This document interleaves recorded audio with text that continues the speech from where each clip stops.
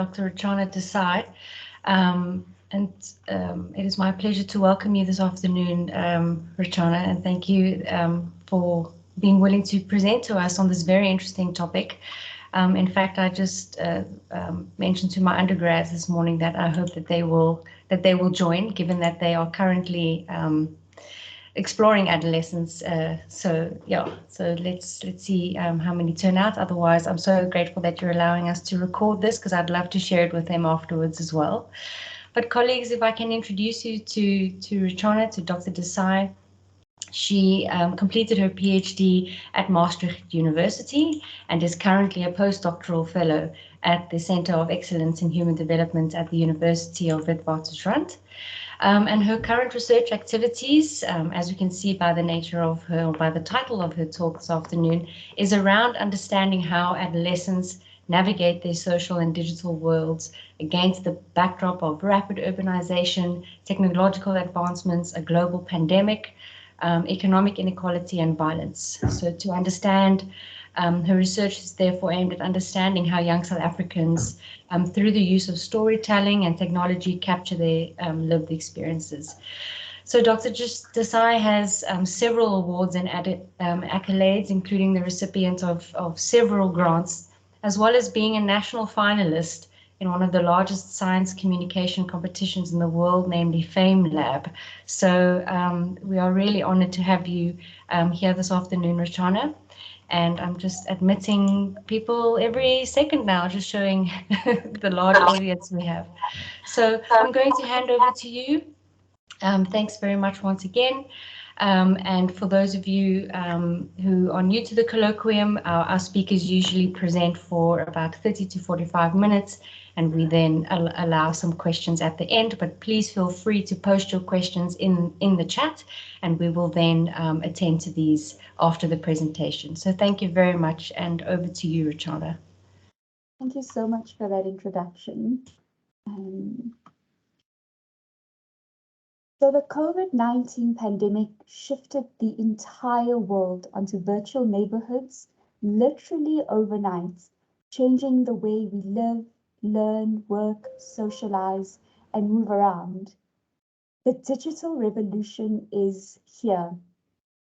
I look around and I see children spending hours watching videos, interacting with their friends, or playing games online, and I can't help but to think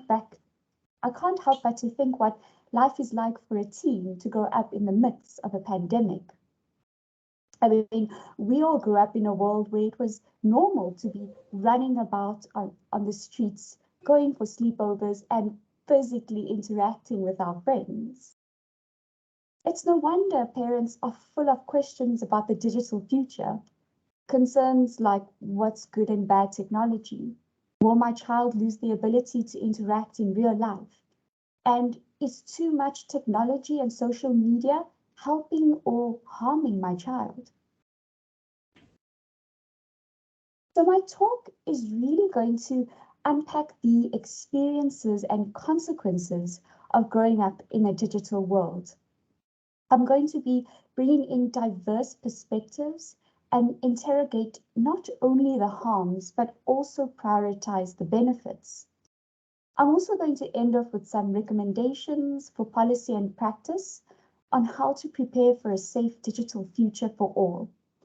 I must mention that there are some substantial research gaps in this area, and given that technology is continuously evolving, and I do acknowledge that I am well read in this area, I would encourage participation and discussion on the things that I may not have covered at the end of this presentation. So global estimates suggest that 1 in 3 internet users is a child, and that the proportion of child internet users is likely to be higher in developing countries. South Africa has approximately 38 million internet users, which translates into 1.5 million households, and this rate is on the rise due to the COVID-19 pandemic. South Africa accounts for 8.1% of Africa's internet users, coming in fourth after Nigeria, who accounts for 28%, Egypt, who accounts for 14.6%, and Kenya, who accounts for 9.7% of internet users. A recent report of multi-country surveys conducted across 11 countries, including South Africa, among adolescents aged 9 to 17 years, found that the average age that South Africans begin to use the internet is 11 years old, with adolescents making up 70.4% of users in the 3 provinces that were surveyed. Children most often go online using smartphones, using mobile data at home, and the level of online engagement increases with age. Interestingly, cell phone plans in South Africa also drive the content that children engage in with online, as they provide free or cheaper access to social media platforms, resulting in social media being the most prevalent online activity. So while significant progress has been made to extend internet access to underserved areas prior to the COVID-19 pandemic, children across the country still did not have equitable access to the internet during the lockdown periods. Some of the socioeconomic barriers to accessing the internet included the high cost of mobile data, the price of devices, and poor signal. And these barriers were made worse during the pandemic lockdowns, deepening existing social and digital inequalities, or what we refer to as the digital divide. Access was also not only mediated by device and cost, but also by parents, who played the biggest role in determining when, how, and where their children can use devices and connect to the internet. A generational divide was also evident in the digital skills and knowledge between parents and children.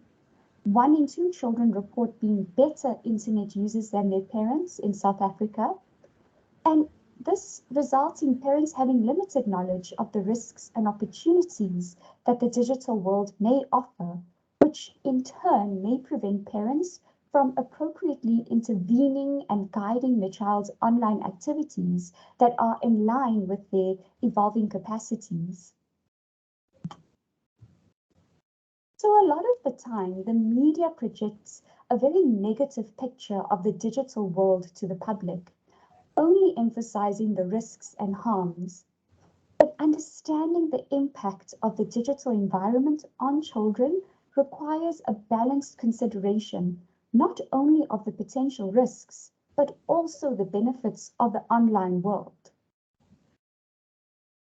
So taking into account the child's full range of rights and using a child-centered approach online, risks and opportunities in the digital world can be classified according to 4 criteria, and these criteria have been adapted from the EU Global Kids Online. I will be going into each of these dimensions in more detail later on in the slides, but simply put, content is when the child is a recipient of digital content that is either mass-produced or user-generated, and this may be shared widely. So for example, searching online for news and information. Contact is when the child is a participant in an interactive encounter. So for example, joining an online community. Conduct is when the child is an actor in a peer-to-peer exchange. So for example, posting and DMing on social media.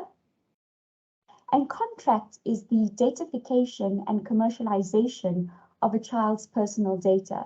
So this usually happens when a child accepts the terms and conditions, binding them to some sort of contract. Simply put, risks and opportunities are happening by the child or to the child. And these dimensions are cross-cutting and overlap each other at any given time. So when you look at each dimension in detail, content risks are when a child is exposed to unwelcome and inappropriate content, and this can include sexual, pornographic, and violent images, receiving misleading information or fake news, racist, discriminatory, or hate speech material, and websites advocating for unhealthy, dangerous behaviors such as self-harm, suicide, and anorexia. Interestingly, according to the Global Kids Online, out of 11 countries surveyed, South Africa had the highest rates of exposure to sexual content, which was 51%, and concerningly high exposure to violent content, which was 33%, and hate speech, which was 34%, and 18% were exposed to suicide or self-harm content. Content opportunities include seeking out educational material, mental health information, and support. The contact risks are when a child participates in risky communication, such as with an adult seeking inappropriate content or soliciting a child for sexual purposes, persuading them to take part in any unhealthy or dangerous behaviors, and harassment. Contact opportunities include things like digital health interventions, such as computerized cognitive behavioral therapy for depression and anxiety in adolescents, and access to digital playgrounds that mimic offline play, online gaming, and chatting with friends and family. And some of the conduct risks are when a child behaves in a way that contributes to risky content or contact. And this may include children writing or creating hateful messages and materials about other children, inciting racism, posting or distributing sexual images, including material that they may have produced themselves. And some of the conduct opportunities include fostering a sense of social inclusion, connection. Children enjoy to express themselves, develop, learn, and participate in online communities. Contract risks include digital fraud, identity theft, and age-inappropriate marketing messages. Some contract opportunities are, for example, when social media uses search words such as suicide and depression to prompt contact details of local NGOs that can provide critical mental health resources. COVID-19 searches prompt you to local government helplines and support. And to a certain extent, parents can use these contract opportunities to track and monitor their child's online activities. So this slide just really illustrates examples of children's lived experiences of the 4 C's in South Africa.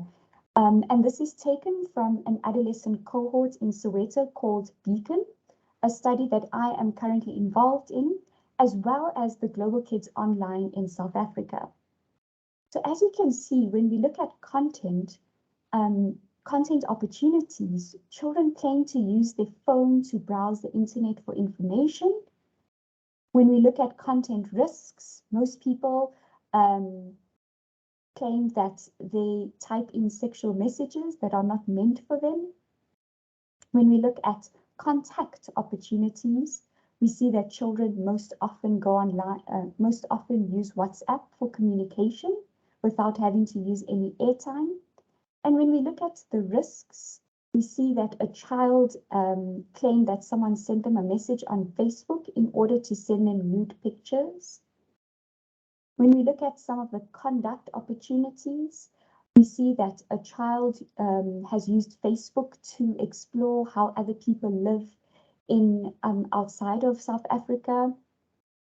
And when we look at conduct risks, here we can see a child reporting an incident of cyberbullying where a sex tape went viral and the girl actually ended her life. When we look at some of the contract opportunities, we can see that children make use of people that harass them, resulting in their accounts being deactivated. And we look at some of the contract risks, we see that some children have frequently encountered older strangers inviting them and seeing nude adverts as well.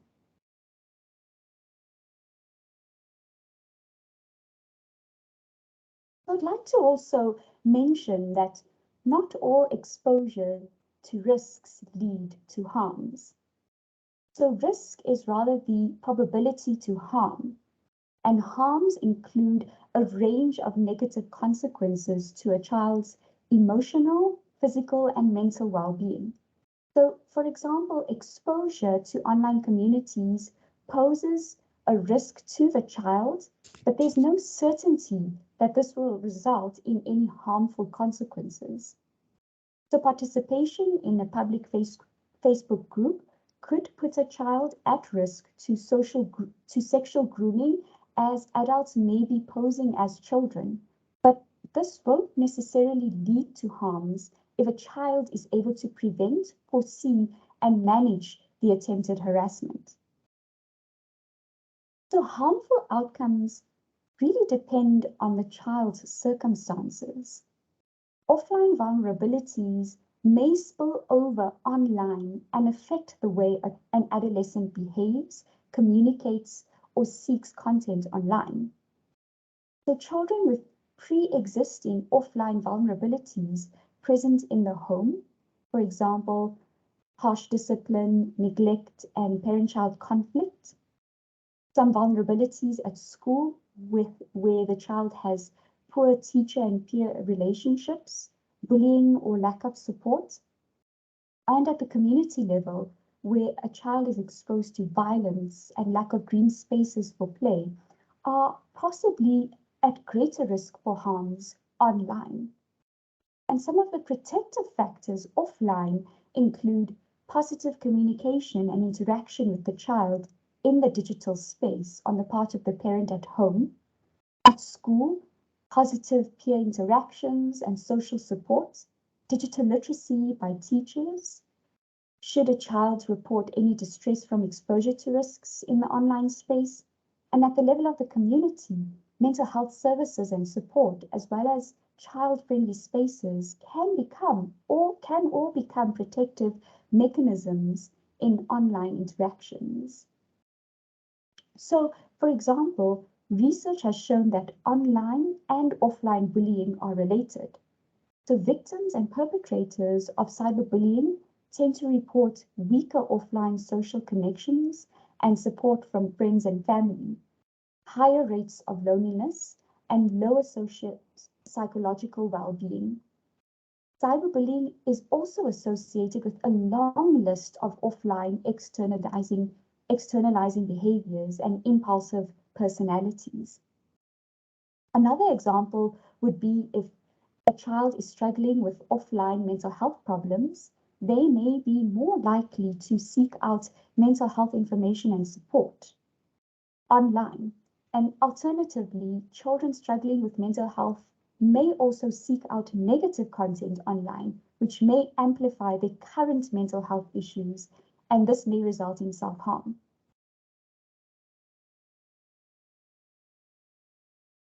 So much of the initial focus of legislation and policy within South Africa has been focused on protecting children from exposure to online risks and harms, but often at the expense of participation and privacy.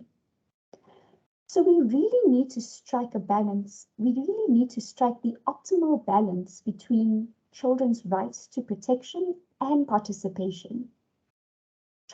Children's rights need to be respected, protected, and fulfilled both on and offline. So in 2021, the United Nations Committee on the Rights of the Child adopted its new General Comment 25 on the rights of the children in relation to the digital environment. The rights of children will now apply online as they do offline. So what this document does is that it clarifies what the digital environment means for children's civil rights and freedoms, including rights to privacy, non-discrimination, protection, education, play, and so forth. It also tackles issues ranging from industry codes, design standards, to digital literacy, data protection, technological infrastructure in schools, and children's online safety.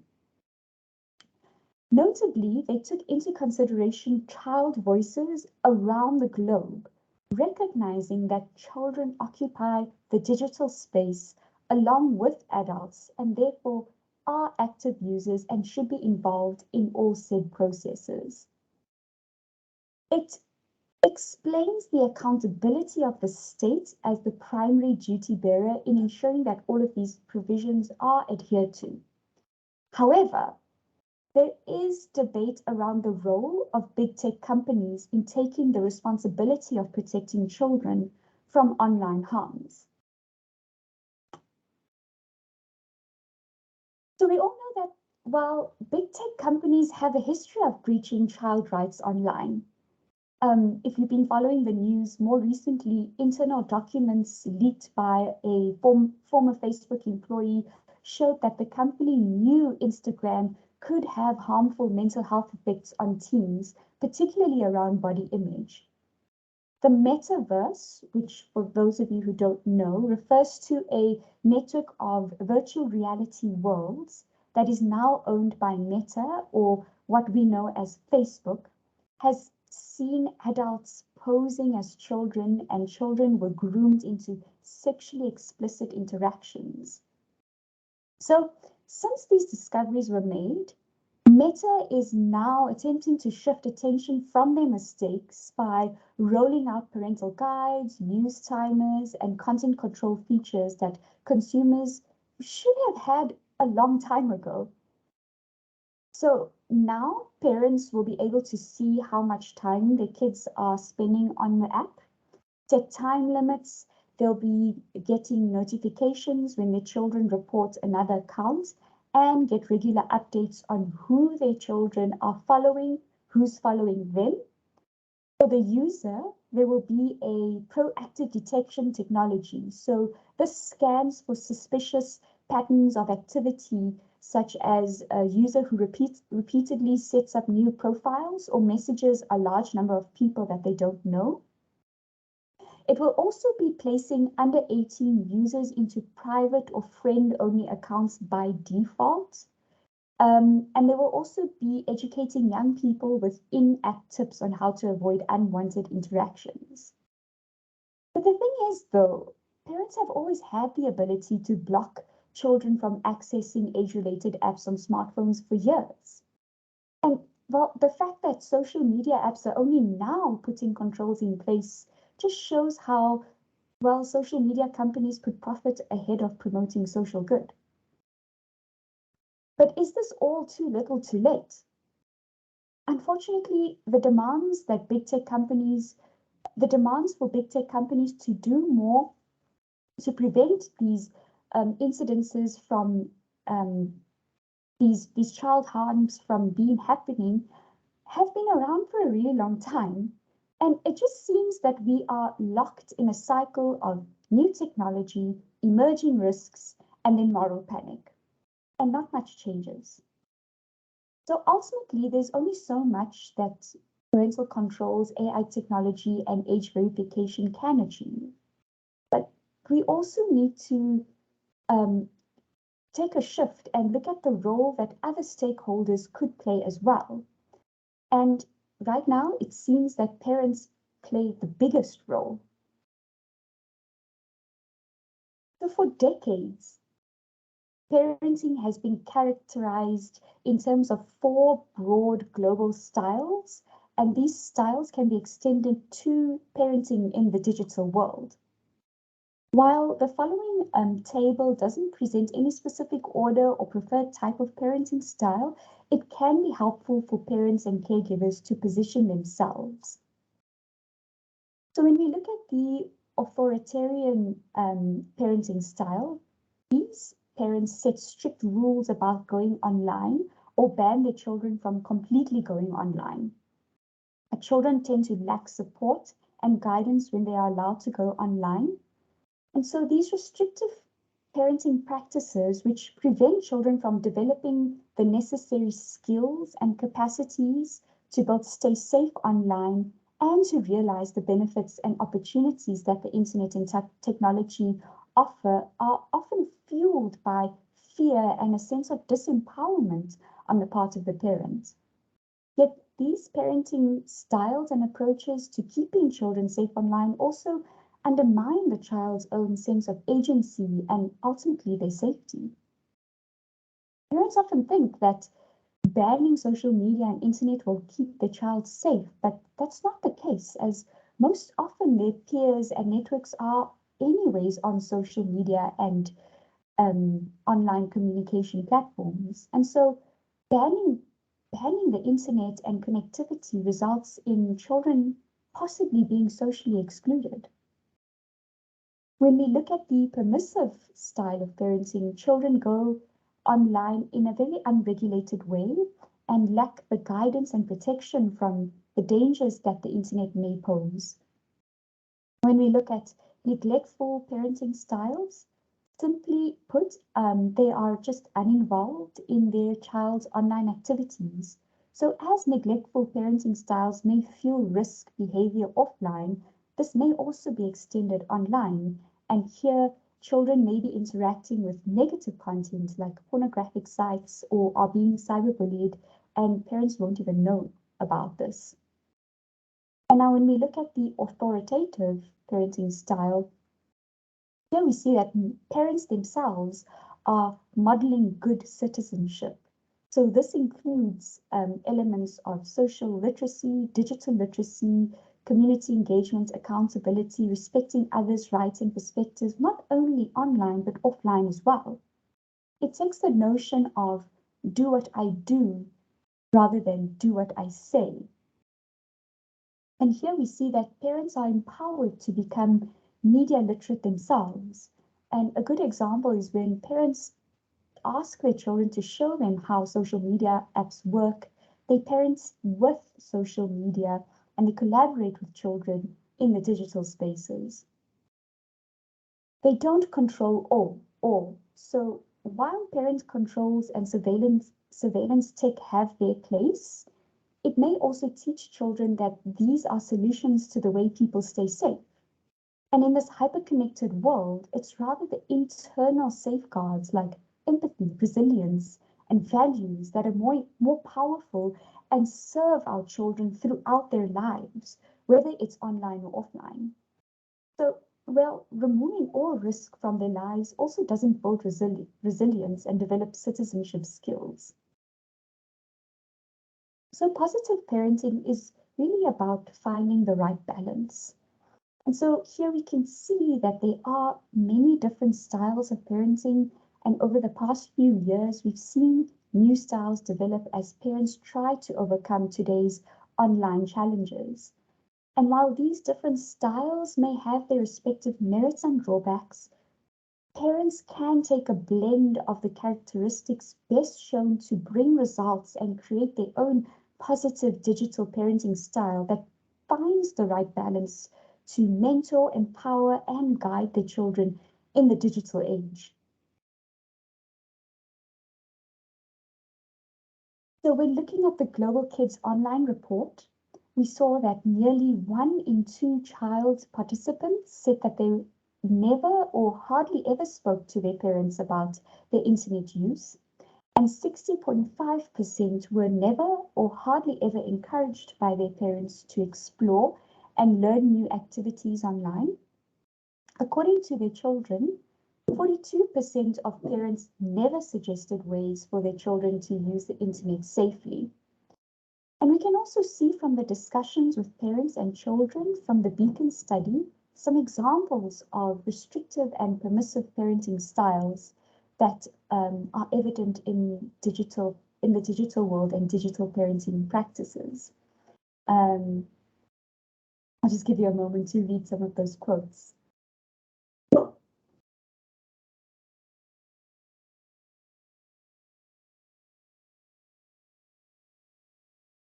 So there are still opportunities to strengthen policy and practice across the home, schools, and with children themselves.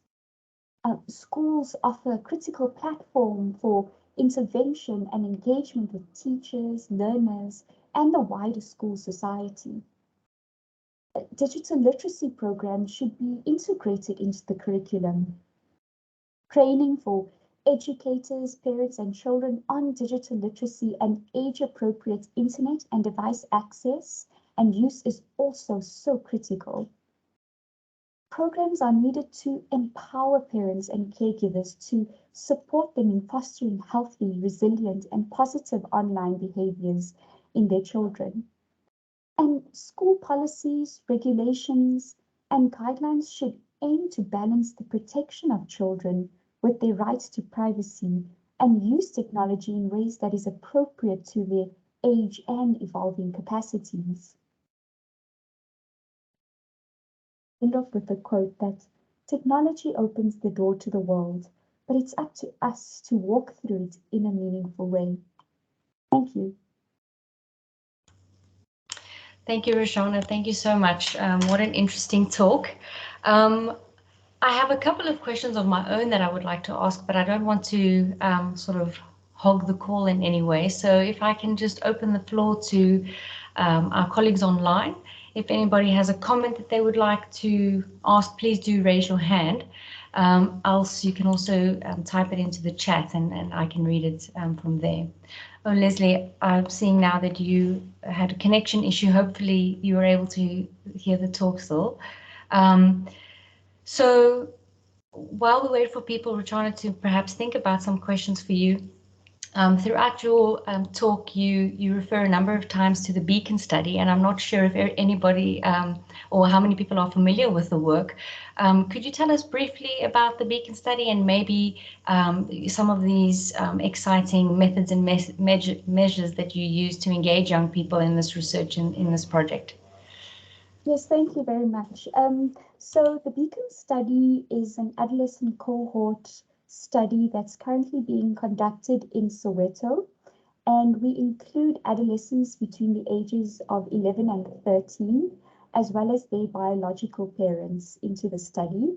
We follow these families over time, and the cohort is about risk behaviors among adolescents. And so we asked them a range of questions around mental health, psychology, social, what's happening in the home, school, and community environments. We also have some objective measures that we include in the study, like cognitive measures, looking at cognitive capacities. And we also have a number of clinical measures that we have in the study. The study has a number of phases.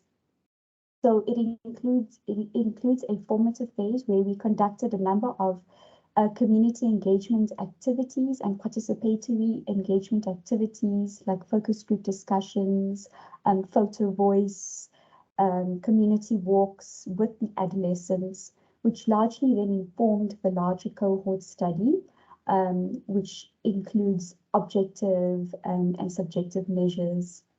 So a lot of the quotes that you saw in my presentation come from the formative work that we conducted with adolescents, where we use photo voice as well as focus group discussions to engage around social media and connectivity. And we had these focus group discussions with 11 and 13-year-old adolescents, and then a separate focus group discussion with parents, and they themselves also got the opportunity to participate in a photo voice activity. Thanks very much. I see there is a hand by Ms. LaGrange. Please go ahead and unmute yourself. Thanks. Hi, can you hear me? Yes, we can. Perfect. I wanted to know, so you discussed the digital gap at the beginning, and in light of the research that you've done, obviously seeing the advantages and disadvantages of access to digital life and social media, how important is it to be trying to bridge this digital gap with all the disadvantages that actually come with bridging it, if that makes sense? I mean, I know that the kids can, maybe feel a bit distressed if they feel like they're disconnected, or they don't feel like they're privileged because they don't have access to social media or to technology. But with the disadvantages that come with it and the mental health implications that end up coming as a result of having access to it, does the advantage of not being in distress or not having access outweigh the problems that come with it? Yeah, thank you for that question. So I think, like I mentioned in the presentation, we always have to have a balanced approach to the risks and opportunities. And as with anything new that comes at the forefront, there's always going to be pros and cons. So while we would like to block children from social media and the internet, that also maybe putting them back at developing the appropriate skills and knowledge to be able to function in a digital world. Unfortunately, or fortunately, the digital age is now, and we need to be prepared to be living in a social and digital world. And so protection should not be at the risk of participation. And so a balanced approach should always be used whenever we're trying to look at risks and opportunities. Okay, that makes a lot more sense. Thank you. Thank you, Rachana. Colleagues, anybody else? Yes, Leslie, go ahead. Thank you. Thanks very much for this interesting talk. I'm sorry, I did struggle a bit to hear, but I managed to get an external microphone, so I heard some of it. I just want to be clear. You presented some small pieces of data, and then subsequent to that, you presented the topology of parenting and its implications for the digital world and so on. Is most of what you presented theoretical, or how much of it actually comes from your data, or is this just a framework through which you're wanting to understand the data when they come in? Thanks. Thank you. So yes, I used the parenting styles because I really wanted to emphasize that what happens offline is an extension of what happens online. And so I wanted to use the parenting styles as sort of a framework as how we can view parenting in the digital world. I think it's also very topical. It's a topic that a lot of people are interested in at the moment, and it's something that we can already start to implement like today, now, especially for us that have children who are engaging in the digital world. So yes, I did use the parenting styles, which is a familiar framework in psychology to kind of emphasize the importance of the offline and the online world and parenting, not only offline, but also parenting online. And in terms of some of the work that I'm doing, so some of the preliminary results have shown that a lot of the time parents take on restrictive approaches because of fears of not really knowing much about the digital environment.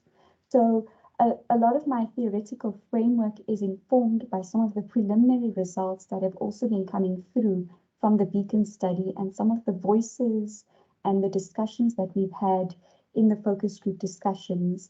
And these are backed up by some statistics that we've seen in this study called the Global Kids Online, which is a national study that has been conducted among adolescents in 3 provinces.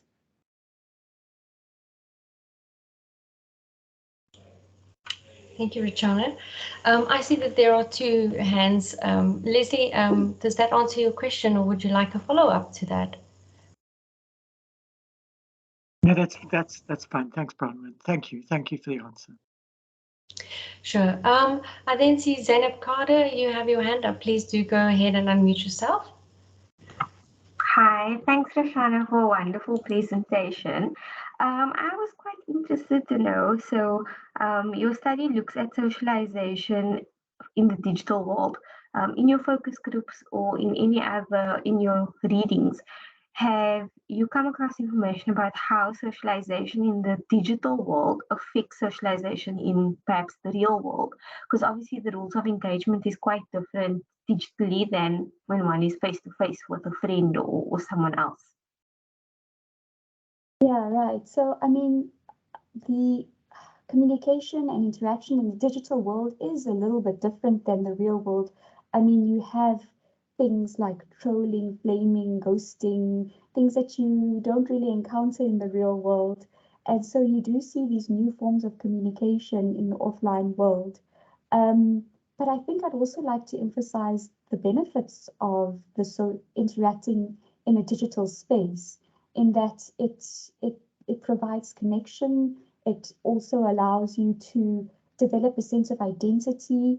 During the pandemic, this was quite critical because adolescence is a very critical developmental stage where social connection and social interaction is so important for development. And so the digital world played a huge role in fostering or continuing that offline social connection onto the online world. So while we see that there are differences, there are also ways in which the offline world can be replicated online. And another example is that we're seeing in the UK that they're actually replicating digital playgrounds. So these are playgrounds sort of in the virtual world that almost replicate playgrounds offline. So people can jump into this forum and play as if they are playing in an actual playground. And these are designed to keep the child in mind and safety measures put in point. But it's almost like if you have all of these restrictions, you can still tap into the digital world and almost mimic that offline interaction. Thank you, Rachana. Zainab, would you like to ask any follow-up question? No, I'm good, thank you. All right, thanks very much. And then our second hand up there is Daniel. Please unmute yourself. Hi there. Thanks very much for the talk. It was very interesting. You had an interesting slide about how risk factors online kind of spill over into the offline world. And I was going to ask a question about how online opportunities and strengths might spill over into the offline world, but you kind of just answered that. So I don't know if you have anything more to say on that. And then one of your slides, you spoke about how schools offer a critical platform for intervention. How might that look, and what ideas do you specifically have? Is it more tracking and measuring, or psychoeducation, or what are your thoughts there? Thanks. Yeah, so thank you for that question. I think when it comes to tracking and surveillance tools, they do have their place, but there's always going to be ways that people can circumvent these preventions. So it's always a matter of really empowering digital citizenship. And citizenship is a verb, and that means that we need to practice citizenship practically. So my idea when it comes to a school environment is that we do need some standardized policies in how we can really encourage active digital citizenship online while also minimizing the harms online. And yes, when you're in a computer lab at school, there will be some surveillance tools and protective tools to minimize those harms. But at the end of the day, it's these internal safeguards that really take a child further in terms of knowing how to navigate the online risks.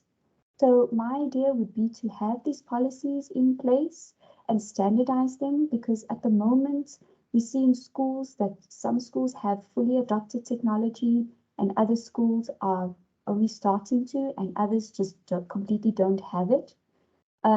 So in whatever stage that the school is in, it would be useful to just have these policies in place to empower educators to become digital literate as well. There's a lot to be done still, and while policy is just a different realm on its own, and we have these ideas, putting it into practice is also a different story. Thank you, Rachana, and thank you, Daniel. I think those were the questions from individuals who had their hands raised. Zainab asks, what is flaming, Rachana? So flaming is when you, in an interaction, you post insults in an interaction. So for example, when you're on Twitter, you have a thread of messages and you deliberately posting insulting messages to instigate harm. Thanks so much. Colleagues, anyone else have a comment or question for Rachana?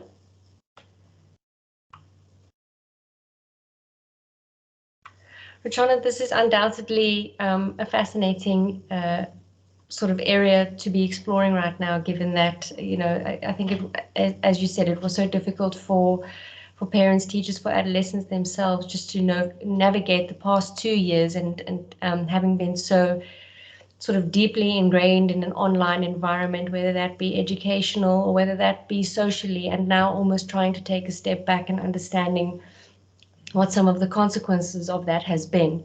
And I think the notion of an online playground, as interesting and innovative and important as that may be under pandemic conditions, I guess can never take away from the importance of having real life social interactions and engagement for young children. So, but I think that that's incredibly interesting and innovative. I think I saw something on Twitter about that and wondered just how that would take place. So I think, yeah, I might email you afterwards just for some information around sort of those online play environments.